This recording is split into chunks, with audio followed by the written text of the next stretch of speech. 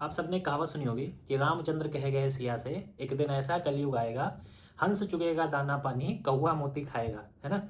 तो ये कहावत जो आज की सोसाइटी में ना एकदम परफेक्ट फिट हो रही है ना। जैसे आप टपरी चाय वाला कोई फेमस हो रहा है ना, कोई वड़ा पाव वाला फेमस हो रहा है, और जिनके पास लाखों की डिग्रियां हैं वो बेचारे 20-20 हज़ार की नौकरी ढूंढने के लिए परेशान है, उनको नौकरी नहीं मिल रही है, वो परेशान है कि कैसे मिले नौकरी। तो ये जो कहावत है ना कि कौवा मोती खाएगा, एकदम परफेक्ट बैठ रही है। आजकल कौवा ही मोती खा रहा है।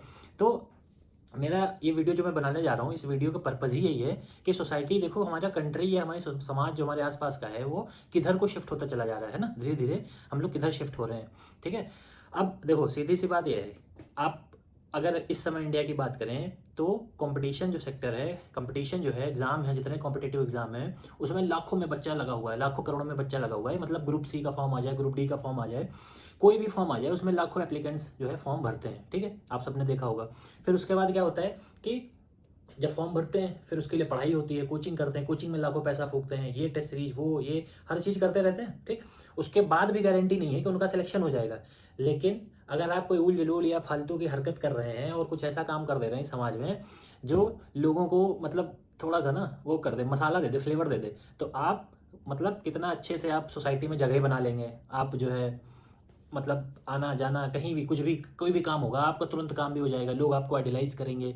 ये चीज़, ये इस वीडियो, कुछ वीडियोस मेरे ना सिमिलरिटी वाले इसलिए मिलेंगे ना क्योंकि ये बहुत ज़्यादा मतलब चल रहा है समाज में और इस पर बात नहीं हो रही है इन सब चीज़ों को लेके। कुछ लोग कर भी रहे हैं बट उतनी बात नहीं हो रही। मेरा कहने का मतलब ये है कि मैं, ये मेरा वीडियो उन लोगों के लिए है जो भी बच्चे प्रिपरेशन में अपनी जान झोंके पड़े हैं, काफ़ी टाइम से लगे हुए हैं और उनका कहीं को सेटलमेंट नहीं हो रहा है। और जब वो ये सब चीज़ें देखते होंगे ना ऑनलाइन, कि बताओ एक बंदा जिसको मतलब ना उसके पास डिग्री है, ना उसने कुछ पढ़ रखा है, ना कम्युनिकेशन स्किल है, ना कोई साइंटिफिक टेम्परामेंट है, उसके बाद भी वो इतना फेमस हो रहा है, लोग उसको इतना आंखों पे चढ़ा के घूम रहे हैं। मतलब आप समझ रहे हो कि हमारी कंट्री किधर को मुड़ती चली जा रही है, किन लोगों की इज्जत हो रही है, किन लोगों को सम्मान मिल रहा है समाज में।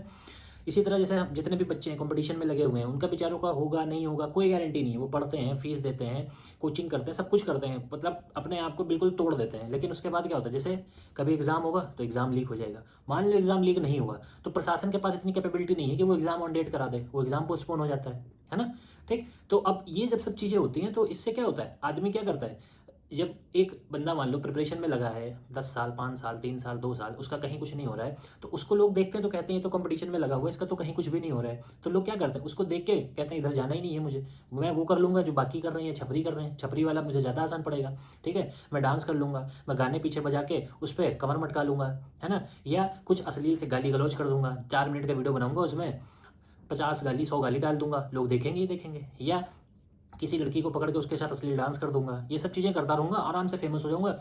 यूट्यूब क्या करता है भाई, 4,000 घंटे वॉच टाइम, 1,000 सब्सक्राइबर, उसके बाद पैसे देने लगेगा। और जब मैं इतना, मुझे जब पता है कि अश्लील कंटेंट डालूंगा, फूहड़ कंटेंट डालूंगा, तो लोग मुझे रातों रात बढ़ाएंगे, मेरा वॉच टाइम बढ़ाएंगे, तो अल्टीमेट मेरे पास इनकम तो आनी ही आनी है। तो लोग क्या कर रहे हैं, धीरे धीरे मस्त शिफ्ट हो रहे हैं। उनको ना साइंटिफिक टेम्परामेंट से है मतलब, ना उन्हें एजुकेशन चाहिए, ना उन्हें कोई रैशनल माइंड चाहिए कि वो किसी चीज़ पर डिबेट कर सकें, कम्युनिकेशन स्किल को इंप्रूव कर सकें, इससे उन्हें कुछ मतलब नहीं है। वो सिर्फ ये देख रहे हैं कि पर्टिकुलर किसी फील्ड में कोई बंदा अगर कुछ कर रहा है फूहड़ अश्लीलता करके, तो मुझे भी वही सब करके वहां पहुंचना है। करेक्ट वे अडॉप्ट करना बहुत कम लोगों के बस की बात होती है, बहुत कम लोग कर पाते हैं ये चीज़, ठीक। मेरा कहने का मतलब है, देखो समाज में 2 तरह के होते हैं बदमाश टाइप के। पहले बदमाश वो होते हैं जो करते समय बट बताते किसी को नहीं है, ठीक। वो छुप छुप के करते रहते हैं, सारे काम करते हैं, सारे कांड करेंगे, बट वो जाहिर नहीं होने देते क्योंकि उन्हें ना समाज में एकदम वेल ड्रेस्ड होकर निकलना है। और दूसरे वो होते हैं, वो लोग जो खुल्लम खुला करते हैं, वो बोलते हैं कि हाँ मैं कर रहा हूँ, ये मेरी हैबिट है, ये मेरी हॉबी है, जो भी है, या मुझे पसंद है अश्लीलता करना, गाली गलौज करना, फोड़ता करना, ठीक। तो 2 टाइप के लोग होते हैं, एक होते हैं छुपे हुए, एक होते हैं खुले हुए। ये 2 पर्सनैलिटी जो होती है ना, इसमें क्या होता है, जो छुपे हुए वाले लोग होते हैं ना, ये लोग ज़्यादा घातक हो जाते हैं, ठीक है। ये लोग क्या करते हैं कि उन लोगों को अप्रिशिएट करते हैं जो ओपनली वो कर रहे हैं, बट ये सामने आके नहीं करेंगे, अंदर ही अंदर उनको सपोर्ट भी करेंगे, सब कुछ करेंगे। अभी कोई बात आ जाएगी तो उनके साथ ही खड़े भी हो जाएंगे, ठीक। लेकिन अपने आप को छुपा के रखते हैं जब तक इनके ऊपर कोई बात नहीं आ जाती, ठीक। तो अभी समाज में अगर हम बात करें, मैं अपने टॉपिक पे फिर से आता हूँ। जो मेरा मेन टॉपिक था इस वीडियो बनाने का, वो ये टॉपिक था कि यार लाखों बच्चा लगा हुआ है कंपटीशन में, प्रिपरेशन में लगा हुआ है, और मैं ईमानदारी से बता रहा हूँ कि सबका तो नहीं होने वाला है, ये सबको पता है। जो बच्चा तैयारी कर रहा है उसको भी पता है कि किसका होगा, किसका नहीं होगा और कब तक होगा।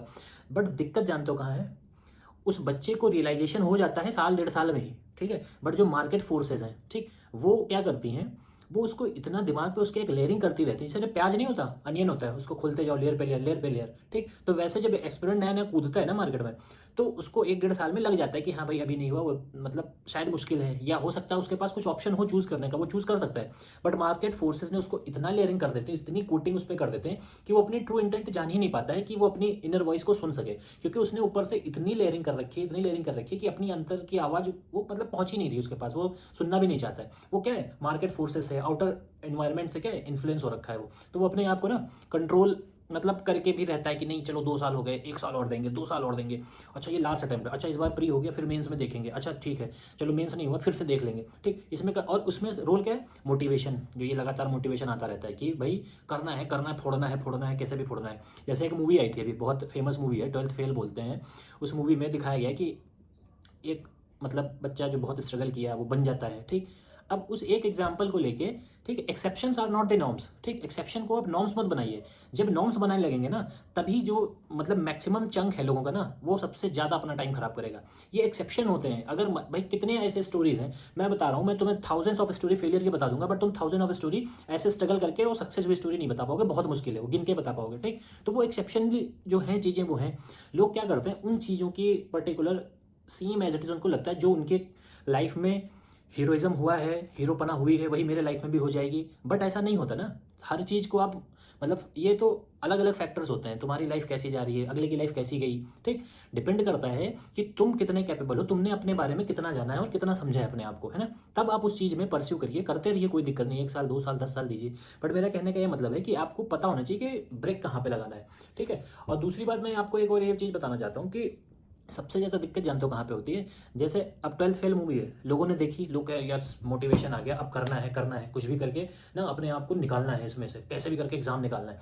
अब एक बात बताओ मुझे, ये जो मोटिवेशन है मैं बता रहा हूँ कि उसमें तो एक सक्सेसफुल आदमी की बात की गई, हैप्पी एंडिंग दिखा दी गई, बट तुम्हें पता है कि कितने लैक्स ऑफ एस्पिरेंट्स हैं जो फेलियर का टैग लेके घूम रहे हैं, उनके बारे में कोई बात ही नहीं करता है, उनको कोई पूछ भी नहीं रहा है, ठीक है। तो ये जो अब वो लैक्स ऑफ एस्पिरेंट जो बने हैं उसका रीजन जानते हो क्या है, वो कभी ना कभी ना उनके अंदर से भी आवाज़ आई होगी कि यार कुछ और कर लेते हैं लाइफ में, ठीक। बट क्या हुआ कि जो बाहरी फोर्सेस थी ना, उन्होंने उनको इतना जकड़ दिया, इतना जकड़ दिया कि वो उस ट्रैप से निकल ही नहीं पाए। और ये ऐसा ट्रैप होता है ना कि जब तक आपके अटेम्प्ट नहीं एग्जॉस्ट हो जाते ना, आदमी लगा रहता है और पूरी जमानी उसी में बर्बाद करता रहता है। बहुत से ऑप्शन है, जरूरी नहीं है कि आप सिर्फ यही एग्जाम क्लियर करेंगे या पर्टिकुलर एक एग्जाम को टारगेट करेंगे तो भी आपकी जिंदगी में बदलाव आएगा। बदलाव तो कभी भी ला सकते हैं आप ना, क्योंकि जो क्रिएटिविटी है ना वो खत्म हो गई है। जैसे एक लाइन बना दो, अब उस लाइन पे सारी चीटियां जैसे नहीं चलती हैं, तो वैसे चीटियां चलते चली जा रही हैं। अब उन्होंने उस लाइन से हट के कुछ देखा ही नहीं है जब इधर उधर, तो उन्हें लगेगा ही ना कि यही लाइन ही एक रास्ता है। जब लाइन से हटोगे, रिस्क लोगे, रिस्क टेकिंग एबिलिटी मैं कहता हूँ सबसे बेस्ट होती है 22 से लेकर 28 साल की एज में। आप ट्राई करिए, सब कुछ ट्राई करिए, क्या दिक्कत है। एक ही चीज़ को लेकर आपने इतना ज़्यादा वो कर दिया है कि चीज़ें आप फिर उसके बाद जब उसमें से प्रिपरेशन मान लो आपका हो गया, ठीक, तो बेस्ट है, हो गया तो अच्छी बात है।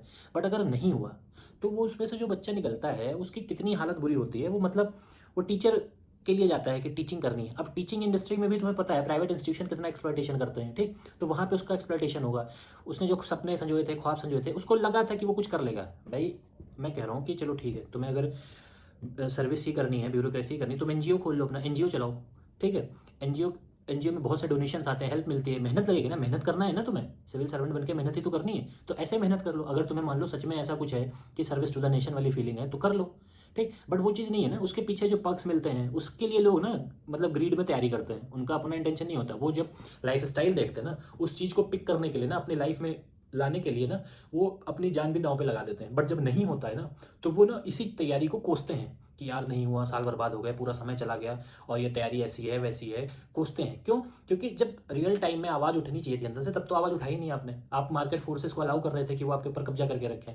तो मेरा ये वीडियो बनाने का ये पर्पज़ था कि जो भी प्रिपरेशन लोग कर रहे हैं, अल्टीमेट मेरा कहने का मतलब ये है कि सही टाइम पे आप लोग डिसाइड कर लो कि मतलब आप हमेशा एक प्लान बी लेके चलो। जैसे लोग बोलते हैं ना कि प्लान बी अगर बना लिया तो यूज़ भी कर लोगे, फिर प्लान ए पे कभी पहुंच ही नहीं पाओगे। ऐसा नहीं होता है। आज की जो सिचुएशन है ना, करंट डे की सिचुएशन है, इतनी अनसर्टेन है लाइफ कि आपको प्लान बी लेके चलना ही पड़ेगा। और प्लान बी लेके चलना is not a bad thing, मतलब आपको बिल्कुल प्लान बी करना चाहिए।